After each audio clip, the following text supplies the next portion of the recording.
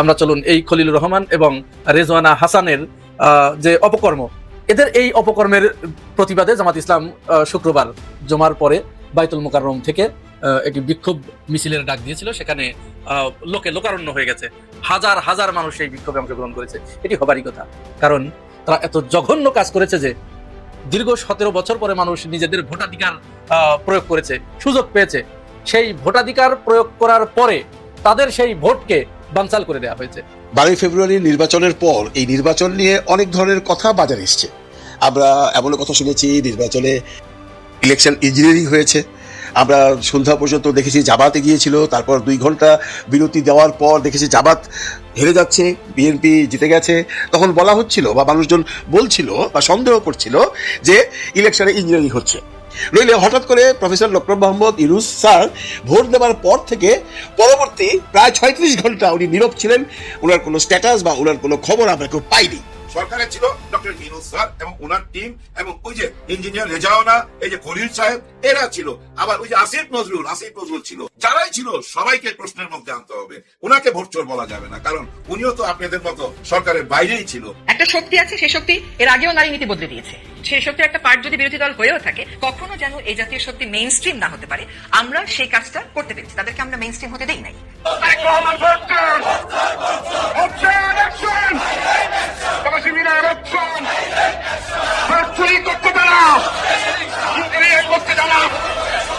পররাষ্ট্রমন্ত্রী খলিলুর রহমান এবং সাবেক উপদেষ্টা রেজওয়ানা হাসানকে গ্রেফতারের দাবিতে বাইতুল মোকাররমে বিক্ষোভ মিছিল করবে বাংলাদেশ জামাত ইসলামী। জনগণই হলো গণ অভ্যুত্থানের সবচাইতে বড় বিচারক।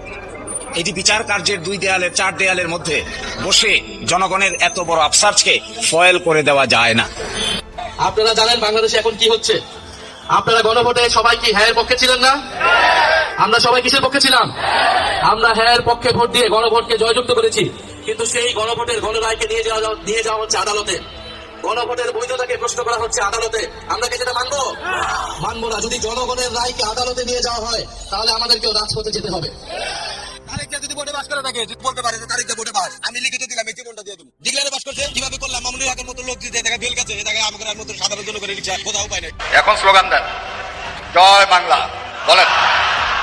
বলেন জয় বাংলা, বলেন জয় বঙ্গবন্ধু, আবার বলেন জয় বঙ্গবন্ধু। তাদের পছন্দের প্রার্থীকে, তারা যাদেরকে পছন্দ করে ভোট দিয়েছে, যে তারা তাদের আশা এবং আকাঙ্ক্ষার প্রতিফলন ঘটাবে মহান জাতীয় সংসদে গিয়ে, তাদের সেই আশা এবং আকাঙ্ক্ষার বুকে লাথি মেরে এরা ফল উল্টিয়ে অন্য কাউকে সেখানে এনে বসিয়ে দিয়েছে। এবং ফল ডাকাতিটা কোন পর্যায়ে হয়েছে দেখুন, 168কে 68 বানিয়ে দিয়েছে। আপনি চিন্তা করতে পেরেছেন? তো যাই হোক, জামাত ইসলাম এদের বিরুদ্ধে সোচ্চার হয়েছে। দেখুন মিছিলে মানুষের সমাগমের অবস্থা দেখুন।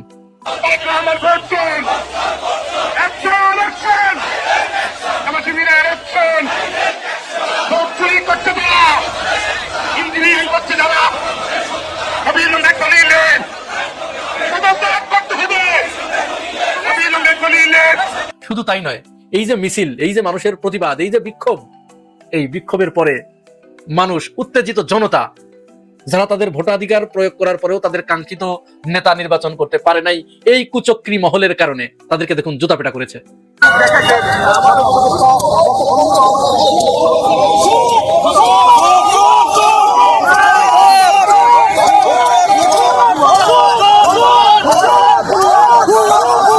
এখন কথা হচ্ছে, এই খলিলুর রহমানের আজ এই পরিণতি কেন ভোগ করতে হলো? তিনি তো এখনো জীবিত এবং তিনি এই সরকারের অত্যন্ত গুরুত্বপূর্ণ একজন মন্ত্রী। কি দরকার ছিল? মানুষের কতটুকু প্রয়োজন হতে পারে, একজন মানুষের কতটা সম্মান প্রয়োজন হতে পারে? তিনি তো সবেমাত্র কয়েকদিন আগে সর্বোচ্চ সম্মান বাংলাদেশের মন্ত্রণালয়ের দায়িত্ব পালন করেছেন। তাকে আবার এটা অসৎ উপায় অবলম্বন করে তাকে বিএনপির ভিতরে গিয়ে তাকে এই অপকর্ম করতে হলো। তিনি কিভাবে বিএনপিকে আশ্বস্ত করেছে এবং প্লিজড করেছে দেখুন।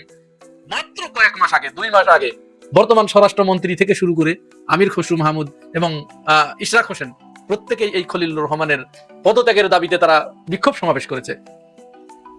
যে কোনো মূল্যে তারা এই খলিলুর রহমান এবং নাসিমুল গনি, বর্তমান যে মন্ত্রী পরিষদ সচিব, এই 2 জনের বিদায় করার জন্য তারা আলটিমেটাম দিয়েছিল। তারা 2 জনই আজকে অত্যন্ত গুরুত্বপূর্ণ পদে আসীন হয়েছে বিএনপি সরকারের।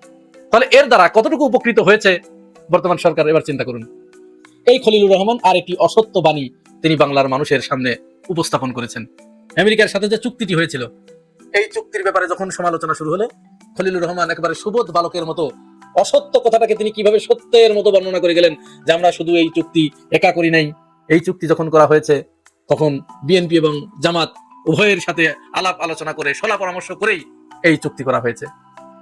তার এই বক্তব্যের কয়েক ঘন্টা পার হতে না হতেই জামাত আমির ডক্টর শফিকুর রহমান তার অসত্য বচনকে জনসম্মুখে প্রকাশ করে দিয়েছে। দেখুন, জামাত আমির বলেছে যে না, তিনি এইভাবে মিথ্যাচার করতে পারেন না রাষ্ট্রীয় এরকম গুরুত্বপূর্ণ পদে থেকে। আমরা বারবার তাদেরকে বলেছি, জামাত আমিরের ভাষায়, যে আমরা বারবার বিগত সরকারকে বলেছি আপনারা যেখানে যে চুক্তি করেন অবশ্যই বিএনপি এবং আমাদেরকে ডেকে নিয়ে, রাজনৈতিক দলগুলোকে ডেকে নিয়ে তাদের সাথে সলা পরামর্শ করে আপনারা সিদ্ধান্ত নিন। কিন্তু তারা আমাদের পাত্তা দেয় নাই, আমাদের কথা তারা কর্ণপাত করে নাই। অথচ এখন যখন বিপদে পড়েছে তখন বলা হচ্ছে যে আমাদের সাথে আলাপ করেছে। আদতে তারা এই বিষয়ে আমাদের সাথে কোনোদিন আলাপই করে নাই। চিন্তা করেছেন রাষ্ট্রীয় গুরুত্বপূর্ণ পদে থেকে শপথ নিয়ে কিভাবে এরকম কোট্টাই পড়া লোকগুলো, শিক্ষিত মানুষগুলো কিভাবে অসত্য কথাকে সত্যের মতো প্রচার করে যায়, বলে যায় নির্দ্বিধায় অবলীলায়। সুতরাং মানুষ যখন এই পর্যায়ে নেমে যায় তখন তো তার ওই ভিডিওতে যা দেখলেন, ওই জুতার বাড়ি ছাড়া আর কপালে কিছু থাকে না। আপনার ক্ষমতায় থাকার পরেও যদি জুতার বাড়ি কপালে জোটে, আপনি ক্ষমতা থেকে নামার পরে জনগণ আপনার কি করবে আপনি কি বুঝতে পেরেছেন? এখন জনগণের ভিতর থেকে প্রবল কানাঘুষা শুরু হয়েছে যে রেজওয়ানা হাসান কেন হঠাৎ করে এই সত্য কথাটি বলে দিলেন।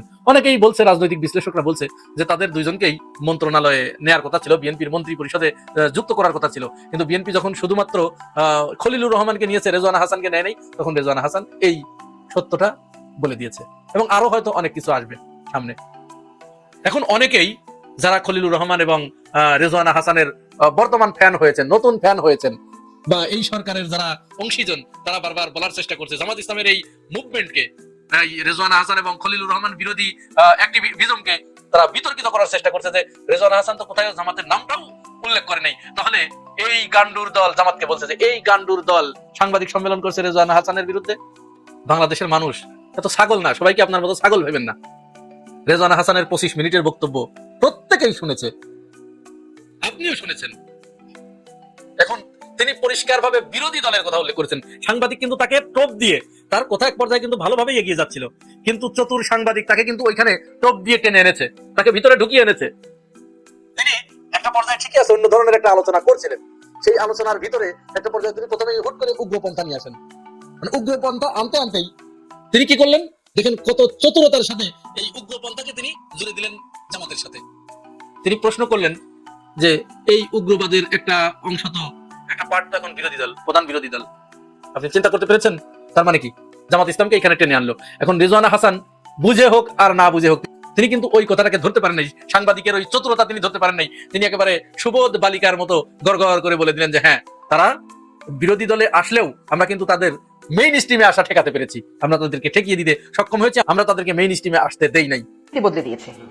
হ্যাঁ, সেই শক্তি আমাদের সময়ে কোনো নীতি বদলাতে পেরেছে, যেটা নারী শক্তির একটা পার্ট, এখন সেই শক্তির একটা পার্ট, সেটা সেই শক্তির একটা পার্ট যদি বিরোধী দল হয়েও থাকে, আমার এবং আপনার কাজ হবে তাদের রাজনীতির যেটুকু অংশ নারীবাদের, নারীর ক্ষমতায়নের, নারীর সমান অংশগ্রহণের বিরুদ্ধে সেইটুকু নিয়ে কাজ করা। কখনো যেন এই জাতীয় শক্তি মেইন স্ট্রিম না হতে পারে, আমরা সেই কাজটা করতে পেরেছি, তাদেরকে আমরা মেইন স্ট্রিম হতে দেই নাই। মানে কি, সাংবাদিকের প্রশ্ন যদি আপনি ফলো করেন, সেখানে তিনি পরিষ্কার বলছেন যে বিরোধী দল কি এখন আওয়ামী লীগ, বিরোধী দল কি এখন জাতীয় পার্টি, জামাত ইসলাম কি এই ফিডারে দুধ খায় আপনাদের মতো? সুতরাং এই যুক্তি আপনাদের ঢোপে টেকে না যে জামাত ইসলামের কথা সেখানে উল্লেখ করে নাই, পরিষ্কার করে তিনি উল্লেখ করেছেন। এখানে না বোঝার কোনো কিছু নেই। যদি আপনি না বোঝার ভান করেন তাহলে আপনার দুইটা অবস্থা, হয় আপনি বোঝেন না অথবা আপনি বুঝেও বালির ভিতরে মুখ বুঝে থাকেন।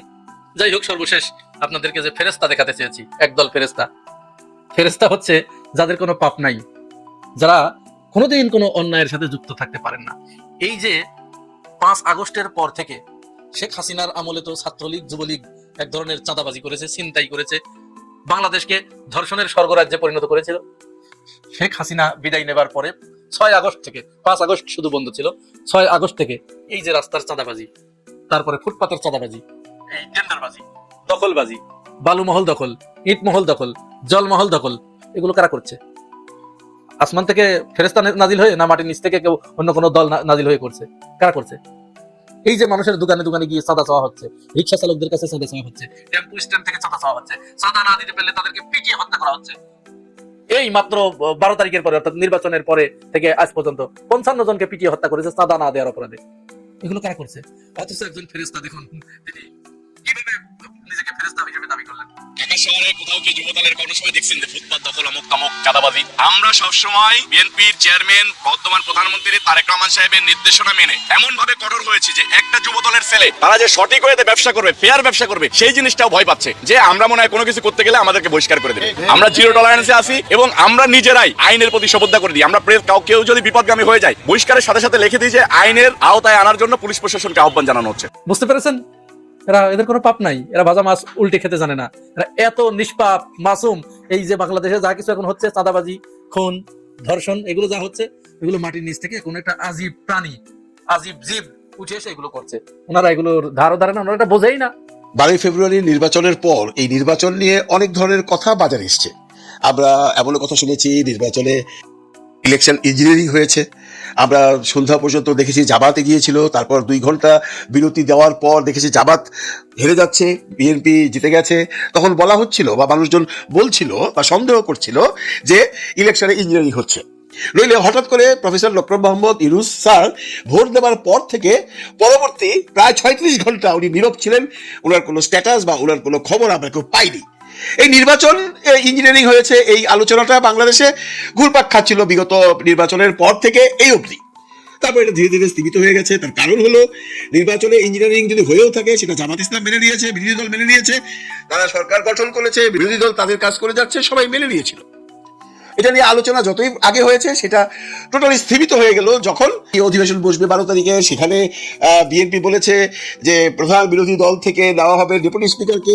মানে বেশ ভালোভাবেই চলছিল এবং আমরা 12 তারিখের জন্য অপেক্ষা করছি এরপর কি হবে সেটা দেখবার জন্য। এই আমাদের সবার দৃষ্টি যখন জুলাই সনদকে নিয়ে বা জুলাই সনদের বাস্তবায়ন নিয়ে, তখন বোমা ছাড়লো রেজওয়ানা হাসান, সৈয়দা রেজওয়ানা হাসান।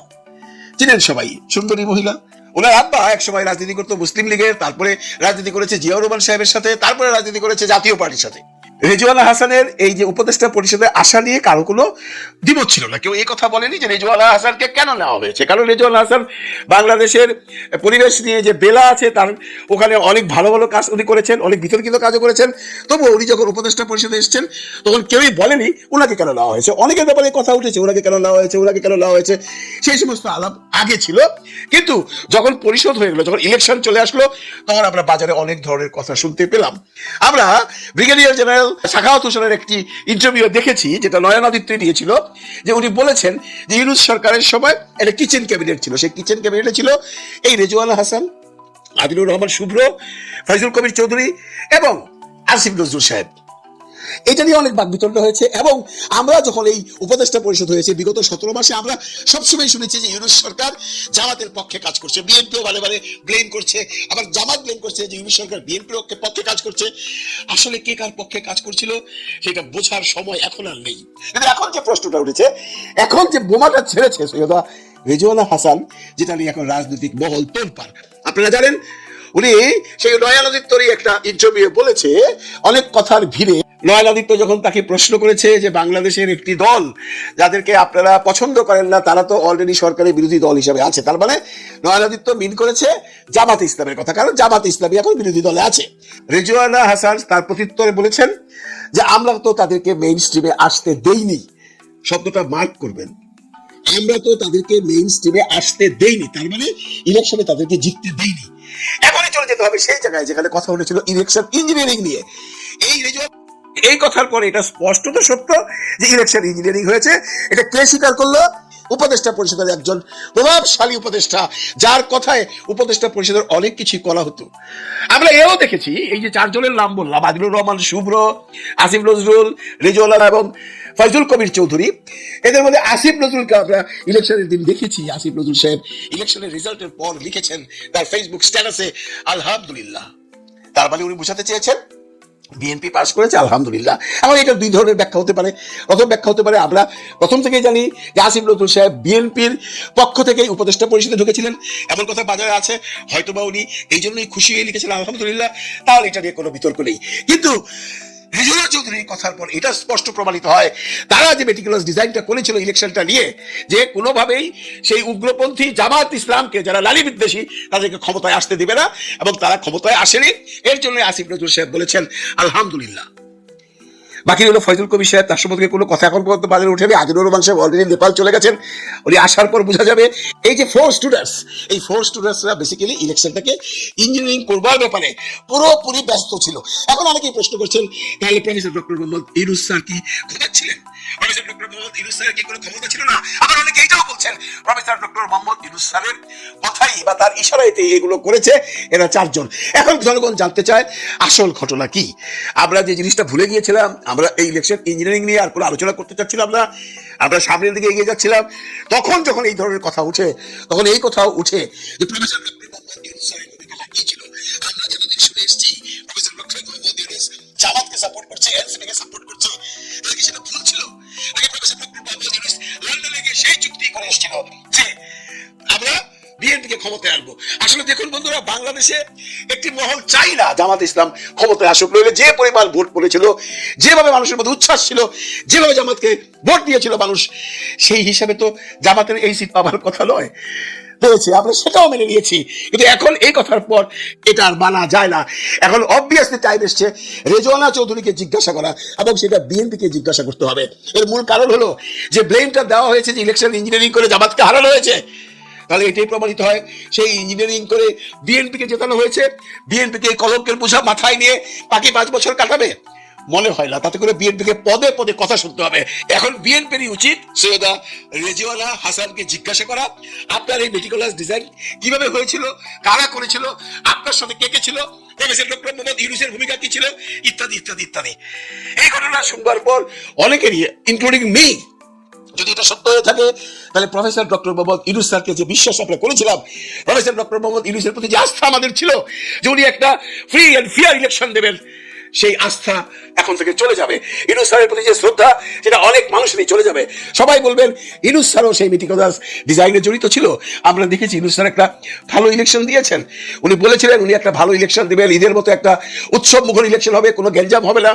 সেটা হয়েছে বন্ধুরা। বাংলাদেশে এই মধ্যে প্রথম কোনো ইলেকশন স্বাধীনতার পর পর যেখানে সবচেয়ে কম প্রাণহানি হয়েছে, সবচেয়ে কম সন্ত্রাসী হয়েছে। কিন্তু হয়ে লাভ হলো কি? ইলেকশনে ভোট দিল জনগণ। যে জনগণ বিশ্বাস করে তার ভোটটি প্রদান করলো, সেই ভোটটি মেটিকুলাস ডিজাইনে উল্টে গেল। যদি হয়ে থাকে, তাহলে জনগণকে নিয়ে কেন আপনারা খেলা করলেন? জনগণকে কেন ভোট দিতে বললেন? এই রোদ বৃষ্টির মধ্যে দাঁড়িয়ে দাঁড়িয়ে, ঘন্টার পর দাঁড়িয়ে দাঁড়িয়ে তারা ভোট দিয়েছে, তাদের তাদের বলে আশা পূরণ করেছে। সেই আশাতে আপনারা ঘুরে বাড়ি দিয়ে দিলেন। এই যে সুন্দরী রেজওয়ানা হাসান, উনি যে থলের বিড়াল বের করে দিলেন, এতে করে এখন সামনে কি হবে? প্রথম দিন যখন সংসদ অধিবেশন বসবে, নিশ্চয়ই এটা নিয়ে সংসদে কথা হবে, এবং সংসদ অধিবেশন বসবার আগেই যদি রেজওয়ানাকে জিজ্ঞাসা করা না হয় যে তুমি যে কথাগুলো বলেছো এর পূর্ণ ব্যাখ্যা করো, এবং তোমার সাথে কে কে ছিল সেগুলো আমাদেরকে জানাও। এখন যদি এই কলঙ্কটা বিএনপির মাথায় থাকে, সারা জীবন বিএনপিকে এই কলঙ্ক মাথায় নিয়ে তার রাষ্ট্র শাসন করতে হবে। দেখুন, আরেকটা বড় প্রশ্ন আজকে উত্থাপিত হচ্ছে, যেটা জামাতের নায়েবে আমির ডক্টর মোহাম্মদ তাহের সাহেব বলেছেন। সৈয়দা রেজওয়ানা হাসানের সাথে সাথে ডক্টর খলিলুর রহমানের কথা উঠেছে। কেন উঠবে না বলুন? দেখুন, আমরা এই ইলেকশনের আগে প্রথম থেকেই শুনে এসেছি যারা উপদেষ্টা পরিষদে আছে তারা কেউ উপদেষ্টা থাকা অবস্থায় ইলেকশনের মধ্যে জড়িত থাকতে পারবে না, তাদেরকে পদত্যাগ করতে হবে, বা তারা এইখানে কোনোভাবেই সম্পৃক্ত হতে পারবে না। সেইখানে ডক্টর খলিলুর রহমান যখন ওই উপদেষ্টা পরিষদের একজন বড় উচ্চপদস্থ উপদেষ্টা ছিলেন বা উপদেষ্টা পদমর্যাদায় ছিলেন, সেই ভদ্রলোক পরবর্তীতে বিএনপি ক্ষমতা নেবার পর কি করে সেই দলেরই পররাষ্ট্রমন্ত্রীর পদটি পেয়ে যান? তাতে কি এটা প্রমাণিত হয় না? বলুন, তাতে কি এটা প্রমাণিত হয় না যে এই খলিলুর রহমানও এই যে মেটিকুলাস ডিজাইন এর মধ্যে জড়িত আছে, এবং খলিলুর রহমান জানতো, খলিলুর রহমান এই ডিজাইনের প্ল্যানিং করেছে, এবং তার পুরস্কার হিসাবে সে আজকে বিএনপিতে গিয়ে বসেছে। অনেকেই বলেন ডিপ স্টেট, আমিও দেখছি এটা তো ওল্ড স্টেটের ব্যাপার, নিজের স্টেটের মানুষ এগুলো করছে। ঘরের মধ্যেই শত্রু আছে। আপনি বিড়ালকে মাছের পাহারাদার বানিয়েছেন। আরে ভাই, বিড়াল যদি মাছের পাহারাদার হয় তাহলে বিড়াল সব মাছ খেয়ে ফেলবে। ঠিক তেমনি যারা সরকারে ছিল তারা যদি পরবর্তী সরকারে আসে, তাহলে এটা অবশ্যই প্রমাণিত হয় যে তাদের সাথে এই পরবর্তী সরকারের একটা মেটিকুলাস চুক্তি ছিল যে এই চুক্তি অনুযায়ী আমরা সরকারে আসলে তোমাকে নিয়ে যাব, তুমি আমাদেরকে এই ব্যাপারে হেল্প করো। আমি আবারও বলছি, বিএনপি করেছে কিনা সেই প্রশ্ন পরে, আগে জানতে হবে এই রেজওয়ানা হাসান কাকে কাকে নিয়ে এই ডিজাইন করে এই জামাতে ইসলামকে এই শক্তিতে আসতে দেয়নি, জামাত ইসলামকে জিততে দেয়নি, জামাত ইসলামকে সরকার গঠন করতে দেয়নি। এই প্রশ্ন আজকে বাংলাদেশের সমস্ত জনগণের সবারই একটা প্রশ্ন, আমার ভোটটা তাহলে বিফলে গেল কিনা। রেজওয়ানা হাসানের এই বক্তব্যের পর বাংলাদেশের সমস্ত মানুষ ফুঁসে উঠেছে। তাদের সবারই একটা কথা, 2008-এর বা শেখ হাসিনার 14-24-এর যে নির্বাচন, সেগুলোর যে মেটিকুলাস ডিজাইন ছিল সেটা তো সেই রাত্রেই প্রমাণিত হয়ে গেছে বা সেই দিনই প্রমাণিত হয়ে গেছে।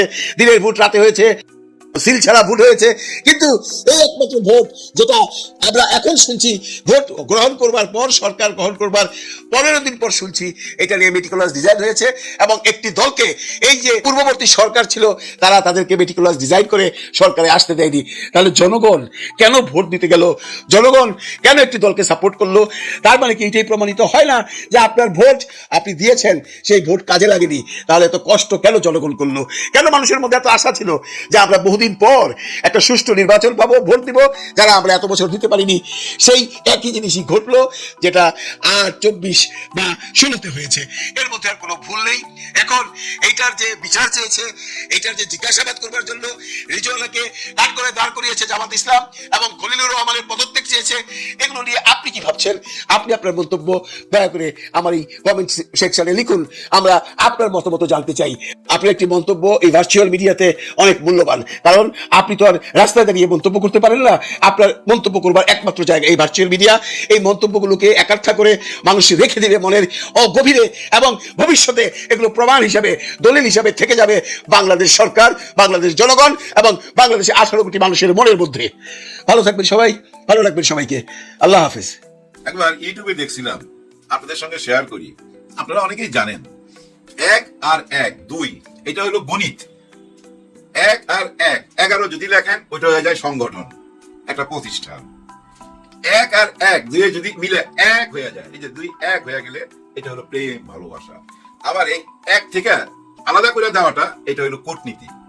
আবার দেখেন এই দুজনকে 1 আর 1-এর মুখামুখি করে দেওয়া, একজনের পিছনে আরেকজনকে লাগায় দেওয়া, সেটা হলো রাজনীতি। যেভাবে সাবেক উপদেষ্টা, মহিলা উপদেষ্টা একজনের পিছনে আরেকজনের লাগাই দিছে, আজকে জামাত ইসলামকে লাগাই দিছে বিএনপির পিছনে। হ্যাঁ, মিছিল হইতাছে, মিটিং হইতাছে, তারেক রহমান সাহেবকে, মাননীয় প্রধানমন্ত্রীকে ভোট চোর বলতেছে স্লোগানের মধ্যে। শুনতে ভালো লাগে? ভালো লাগে না। কিন্তু কে লাগাই দিল? ওই যে সাবেক উপদেষ্টা, মহিলা উপদেষ্টা, উনি একজনের পিছনে আরেকজনকে লাগাই দিছে। রাজনীতিটা কেমন করলো এবার বোঝা নেন। এখন কথা হচ্ছে, উনি আবার ইন্ডিয়ান একটা পত্রিকায় ইন্টারভিউ দিয়া বলছে, আমি যদি কোনো মবের উপরে পড়ি, মানে মব যদি আমার উপরে ঝাঁপায়া পড়ে, মব জাস্টিস হয়, জাস্টিস তো না, মানে মব যদি আমাকে আক্রমণ করে, সেটার জন্য দায়িত্ব জামাতকে নিতে হবে। কেন গো? কারণ কি? উনারা কেন আপনার উপর আক্রমণ করবে? উনাদের কি এরকম স্বভাব? গত 17-18 মাসে দেখাইতে পারবেন ওনারা এই টাইপের মানুষ, এই মেজাজের মানুষ? এই মেজাজে তো না, আপনার কথার সাথে তো যায় না। আসলে উনি বোধহয় দেশে থাকবে না, হ্যাঁ, উনি বিদেশে চলে যাবে। ওইখানে গিয়ে ওই পত্রিকা দেখায় বলবে কি জানেন, আমার উপরে আক্রমণ করতো একটা গোষ্ঠী, যার জন্য আমি চলে আসছি, আমার জীবনের নিরাপত্তা নাই, আমাকে আশ্রয় দাও। এরকম হইতে পারে। আবার এমনও হইতে পারে ওনার বিদেশি পাসপোর্ট আছে, এখন চলে যাবে, আর আসবে না, যা এখানে থাইকা যাবে। কিন্তু যাওয়ার আগে সব হিসাবপত্র দিয়ে যাইতে হবে। কি টাকা পয়সা কোন দিকে সরাইছেন না সরাইছেন, আপনার হাজবেন্ডের নামে অনেক কথা শোনা যায়, সব হিসাব দিয়ে যাইতে হবে। এয়ারপোর্ট দিয়া হিসাব দিয়ে কেউ যাইতে পারবেন না। দেখেন ভাই ব্রাদার, উনি বলতে চাচ্ছে আজকে যেটা উনি ব্যাখ্যা দিছে, আমরা বলতে উনি ওই উপদেষ্টাদেরকে মনে করে না, আমরা বলতে উনি মনে করাইছে মহিলা, মানে নারীদেরকে। আপনারা কে দায়িত্ব দিল বলেন তো? নারীদের দায়িত্ব কে দিল আপনাকে? নারীদের হয়ে চিন্তা করার, জামাত ইসলামকে নিয়ে চিন্তা করার এই দায়িত্ব আপনাকে কে দিছে? আসলে আপনার উপদেষ্টাই বা কে বানাইলো? এটা আমার মাথায় ঢোকে না। ভাই, কিভাবে উনি উপদেষ্টা হয়? যোগ্যতাটা কি? মাপকাঠিটা কি? জানি না। যেমন এই খলিল সাহেবের একটা মাপকাঠি আছে, কারণ আমেরিকার সাথে ওনার লাইন জাইন আছে। উনি খুব কায়দা করে আমেরিকার সাথে কিছু চুক্তিপত্র কইরা নিছে। জাস্ট নির্বাচনের 3 দিন আগে এমন একটা টাইমে করছে, দুই দলই জানতো, কিন্তু মুখ খোলে নাই। কারণ ওই যে আমেরিকা যদি মাইন্ড করে, ঠিক কায়দা কইরা নিছে। এবং ওর সাথে শর্ত ছিল ওনাকে বিএনপিতে মন্ত্রিত্ব দিতে হবে। মন্ত্রিত্ব দিছে। এখন আজকে দেখলাম ওনার পদত্যাগ চায়। হায় হায়, এমন একজন মন্ত্রী দেখেন, গত সরকারের সময় এই 1 বছর আগেও সালাউদ্দিন সাহেব 1 বছর আগে পদত্যাগ চাইছে না? এই খলিলুর রহমান খলিল সাহেবের পদত্যাগ চাইছে। আবার দেখেন এখন ওনার পদত্যাগ চাইতেছে জামাতে ইসলাম। তার মানে কি জানেন, এই লোকটা দুই দলের কাছেই খারাপ।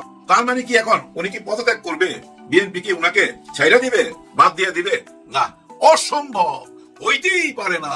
কারণ কি জানেন, একটা উইকেট ফেলে দিবে, এত বড় উইকেট ফেলে দিবে বিরোধী দল, আর বিএনপি এটা মাইনা নিবে? না না, মাইনা নিবে না। মরণ কামড় দিয়া মাটি আঁকড়াইয়া পয়রা থাকবে। আপনারা যত রকম অপমান করেন না কেন, উনি এই পদ থেকে, এই চেয়ার থেকে মোটেও সরবে না, সরতে পারে না। কারণ কি জানেন, ওই যে শপথ গুলা নিছে না, ওই শপথের সাথে ওনাকে রাখার শপথটাও হয়ে গেছে। ওই যে লন্ডনে একটা ষড়যন্ত্র হয়েছে না, লন্ডনের ষড়যন্ত্র, যেটা ইতিহাসের পাতায় লেখা থাকবে, হ্যাঁ, ইতিহাসের পাতায় এটা স্থান পাচ্ছে ধীরে ধীরে, লন্ডনের ষড়যন্ত্র। আরে লন্ডনের ষড়যন্ত্র বলতে গেলে ডক্টর ইউনূস স্যারের দিকে আবার আঙুল তুলতে হয়, ব্যথা লাগে ভাই। এতটা ভালোবাসা ভালাইছি, এখন ব্যথা লাগে। ওই যে এক আর এক মিলা গেলে ভালোবাসা হয়, প্রেম হয়, কিন্তু আলাদা করে দেওয়া কূটনীতি। এখন ওই কূটনীতি চালে যাইতে হবে, ওনাকে না আলাদা করে দিতে হবে, কিন্তু ওনাকে প্রশ্নের বাইরে নেওয়া যাবে না। প্রত্যেকটা প্রশ্নের মধ্যে ওনাকে আনতে হবে। এই যে আপনারা আজকে ভোট চোর বলতেছেন তারেক রহমান সাহেবকে, কেন বলবেন? তারেক রহমান সাহেব কি সরকারে ছিল? সরকারে তো ছিল ডক্টর ইউনূস স্যার। উনাকে প্রশ্নের মধ্যে আনেন। ভোট চুরি করলে উনি করছে, উনার পুরো টিম করছে ভোট চুরি। কেন তারেক রহমান সাহেবকে বলবেন? তারেক রহমান সাহেব সরকারে ছিল না, আপনারা জামাতও সরকারে ছিলেন না, যারাই নির্বাচন করছে কেউ সরকারে ছিল না। সরকারে ছিল ডক্টর ইউনূস স্যার এবং ওনার টিম, এবং ওই যে ইঞ্জিনিয়ার রেজাওনা, এই যে খলিল সাহেব, এরা ছিল। আবার ওই যে আসিফ নজরুল ছিল। যারাই ছিল সবাইকে প্রশ্নের মধ্যে আনতে হবে। ওনাকে ভোট চোর বলা যাবে না, কারণ উনিও তো আপনাদের মতো সরকারের বাইরেই ছিল। আর ভোট চুরির ব্যাপারটা তো নতুন কিছু না, অতীত থেকে তো হয়ে আসতেছে। এটা তো আপনারা জানতেনি এরকম হইতেই পারে। পাহারা কেন দিলেন না? কেন পাহারা দিলেন না? আমি একজনকে ভোট দিতে দেখছি, জানেন, উনি অসুস্থ ছিল, ওনার ভোট দিতে আসার কথাই না, তারপরে উনি আসছেন। ওনাকে দেখে আমি বললাম, আপনি আসলেন? না, একটা পবিত্র দায়িত্ব পালন করে যাই। চিন্তা করছেন, উনি কিন্তু চিকিৎসায় আছে, ওই চিকিৎসা থেকে উঠে আসছে ভোট দেওয়ার জন্য। তার মানে কি হাসপাতাল থেকে আইসা ভোট দিয়ে গেছে আপনাদেরকে? আপনারা সেই পবিত্র দায়িত্বটা পালন করলেন না কেন? সেই ভোটটা পাহারা দিলেন না কেন? এখন চুরি হয়ে যাওয়ার পর বলতেছেন চোর চোর চোর। যতই চোর চোর বলেন না কেন, কোনো কাজ হবে না। প্রশ্নবিদ্ধ করা যাবে এই নির্বাচনকে বহু অ্যাঙ্গেল থেকে, বহু প্রমাণ আছে, কিন্তু যতই প্রশ্নবিদ্ধ করেন না কেন, এই সরকার চলতেছে, চলতে থাকবে। যতই মিটিং মিছিল প্রতিবাদ হোক না কেন ভাই, এই সরকারের এত সহজে পতন হবে না, হওয়া উচিত না। কারণ কি জানেন, এখনো তো সংসদ শুরু হয় না ভাই। সংসদে যাক না, দেখি না, এত বড় একটা নির্বাচন হয়ে গেল, 2টা ভোট দিলাম আমরা, একটা ভোট নিয়ে ওনারা সংসদে যাক, আর একটা ভোটের কি করে, মানে গণভোট, সেটা কি হয়, এটা সংসদে সিদ্ধান্ত নিতে হবে, আর নাহলে আদালতে যা সিদ্ধান্ত নিতে হবে। ওই যে সরকারের পতন চাই, এগুলোর মধ্যে এই মুহূর্তে ব্যক্তিগতভাবে আমি নাই। হ্যাঁ ভাই, আচ্ছা যাই হোক, আমি না থাকলে কি যায় আসে, তাই না? কিন্তু কথা হলো ভাই, এই যে রেজাওয়ানা প্রাক্তন আমাদের উপদেষ্টা, সাবেক উপদেষ্টা, এই কিন্তু ভাই দি ব্রেন, চালাক আছে ভাই, হ্যাঁ চালাক আছে। দেখেন এখন বলতেছে, ওই যে আমরা বলতে উপদেষ্টাদেরকে বুঝাই নাই, উনি আমরা বলতে বুঝাইছে নারী সমাজকে, নারীর অধিকার নিয়ে উনি চিন্তা ভাবনা আছে, জামাত ইসলামের মধ্যে নারীর কি অধিকার সেটা বুঝাইছে। কিন্তু আমার কথা হইলো, এই যে আমরা বললা নারী সমাজ বুঝাইলেন, আপনাকে এই দায়িত্ব কে দিছে? হ্যাঁ, আপনাকে গণে নারী সমাজ? আরে আপনি যখন নারী সমাজ নিয়ে বক্তব্য রেখা ওই যে রমনা পার্কের সামনে দিয়া গাড়ি হাঁকায় যাইতেন না, তখন ওই রমনার যে ওয়ালটা আছে না, ওই ওয়ালের ওই পাশে যায় দেখেন গিয়া 300 টাকায় 500 টাকায় কোন বোন তার ইজ্জত বিক্রি করতেছে, কারণ তার পেটে খিদা। আপনারা নারীবাদী করেন, এগুলা বাদ দেন, আপনাকে জবাব দিতেই হবে। আপনি জামাত ইসলামের নাম মুখে না নিল, আপনি বুঝাই দিচ্ছেন। কারণ ওই যে সাংবাদিক, উনি তো প্রশ্ন করছিল, যারা মাজার ভাঙছে, যারা ওই যে বাউলকে জেলে ঢুকাইছে, তাদের একটা অংশ তো এখন বিরোধী দলে। এই কথা বলে নাই, এই প্রশ্ন করে নাই। ভাই ব্রাদার, ওই সাংবাদিকের মন মানসিকতা বুঝা নিয়েন। যারা মাজার ভাঙছে, যারা বাউলদেরকে জেলে ঢুকাইছে, তাদের একটা অংশ বিরোধী দল। মানে ওই লোকও মনে করে সেইটা, মানে ওই সাংবাদিক সেটা মনে করে। আমাদের মিডিয়াও কিন্তু এই একই রকম চিন্তা ভাবনা করে, যার জন্য ওই সাংবাদিক ওনার মনের কথাটা তুলে ধরছে প্রশ্নের মাধ্যমে। কারণ ওই সাংবাদিক এটা বিশ্বাস করে, আমাদের মিডিয়াও এটা বিশ্বাস করে, যে ওই যে যারা মাজার ভাঙছে, কবর থেকে তুইলা ওই যে আবার পোড়ায় দিছিল, আবার জেলে পাঠাইছে একজন বাউলকে, এদের সঙ্গে জামাতের একটা সম্পর্ক আছে, এটাই বুঝাইতে চাইছে। কারণ কি জানেন, ওই যে পাজামা, পাঞ্জাবি, টুপি দেখতে একই রকম। এখন কথা হয়েছে ভাই, এই যে মানুষের ভিতরে যে এই চিন্তাটা কি আপনি তাই না বাইক করে ফেলে দিবেন? এটা তো মানুষেরই চিন্তা, হয়তো সে জামাতের পক্ষে না, কিন্তু বিপক্ষের চিন্তা তো, সেটাকে চিন্তায় আনতে হবে। কেন এটা হইলো? এই একটি কারণে কিন্তু ওই যে সুশীল বলি না, এই সুশীলরা কিন্তু জামাতের পক্ষে আগেও ছিল না, এখনো নাই। আমার কথা হলো, আপনারা পূজার সময় যেন গন্ডগোল না হয়, আপনারা মণ্ডপ পাহারা দিতে পারেন। পূজার মণ্ডপ পাহারা দিচ্ছেন, মন্দির পাহারা দিচ্ছেন, তাহলে কেন ওই মাজার গুলো আপনাদের লোক দিয়ে পাহারা দিলেন না? কোন বাউল কি কইছে না কইছে, ওর একজনের কথায় আমাদের আল্লাহ কি যায় আসে বলেন? এটা নিয়ে এখানে এত বড় মব হয়েছিল, তখন ওইটার বিরুদ্ধে কেন রুইখা দাঁড়াইলেন না? ওইখানে কেন পাহারায় বসাইলেন না?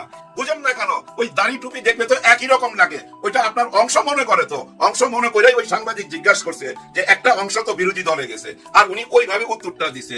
ব্যাপারটা বুঝার চেষ্টা করেন। হ্যাঁ ভাই ব্রাদার, বুঝতে হবে, শুধু এক পক্ষে কথা বললে হবে না, ভবিষ্যতের জন্য তৈরি হইতে হবে। আগামীতে যেন এইসব প্রশ্ন সামনে না আসে, এটা খেয়াল রাখতে হবে। আবার যখন সামনে নির্বাচন আসবে, দেখবেন কেউ যায় ওই মাজারে হামলায় পড়ছে, কেউ যায় আবার ওই কবরের ভিতরে টানাটানি করতেছে, লাশ নিয়ে টানাটানি করতেছে, কেউ আবার বাউল খুঁজে বেড়াইতেছে, কেউ খুঁজে বেড়াইবো কেটা মাথায় উন্না দিছে না দিছে। ওই যে এক ছেলে মাথায় উন্না দেয় নাই বলে এক বোনের সাথে খারাপ ব্যবহার করছিল, তারা আবার জেলে দিছে, জেল থেকে বাইরে হওয়ার সময় তার মাথায় টুপি দিয়া আবার গলার মধ্যে মালা দিয়া সামনে নিয়ে আইছে। কিন্তু দেখতে কি মনে হইতেছে? মনে হইতেছে বোধহয় জামাতের লোক। সাধারণ লোক তাই মনে করে, দাড়ি টুপি পাজামা পাঞ্জাবি দেখলে কি করবেন? যার জন্য ওগুলো যেন আর ভবিষ্যতেও না হইতে পারে, ওদিকে আপনাদেরকে নজর রাখতে হবে, পাহারা দিতে হবে। নির্বাচনের 3 সপ্তাহ পরে আইসা কাউকে ভোট চোর কেন বলবেন? যদি বলার দরকার হইতো তাহলে 13 তারিখে সকালেই বলতেন যে ওনারা ভোট চোর, আপনারা কেন বুঝতে পারলেন না? ওই একজন